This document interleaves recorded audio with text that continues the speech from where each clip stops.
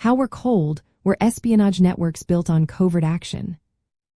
Imagine a world where secrets are currency and trust is a rare commodity.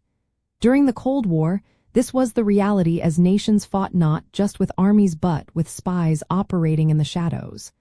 Cold War espionage networks didn't happen by chance.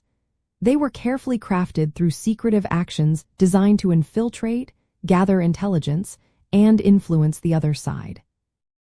The main players, especially the Soviet Union and the United States, relied on a mix of clandestine recruitment, undercover agents, and covert communication methods to stay ahead. The Soviets, for example, built extensive spy rings in Western countries.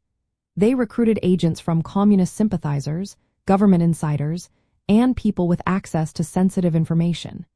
These agents often worked within key institutions like scientific research centers, military facilities, and government agencies.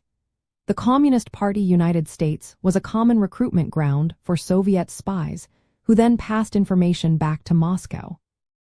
This was a deliberate effort to gain strategic advantages without open conflict. One of the most daring tactics was using illegal agents. These spies operated without diplomatic cover, living under false identities. They could move freely and recruit others without the restrictions that official diplomats had. For instance, a spy like Rudolf Abel, who posed as a retired photographer, managed to run Soviet spy networks while living quietly among ordinary citizens.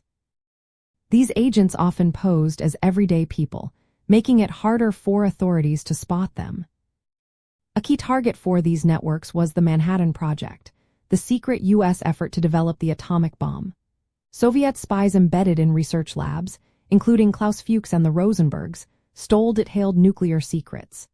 This information helped the Soviet Union develop its own nuclear weapons quickly, changing the balance of power.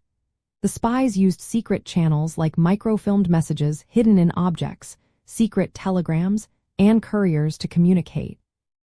The Venona Project later uncovered many of these covert messages, showing how deeply embedded these networks were.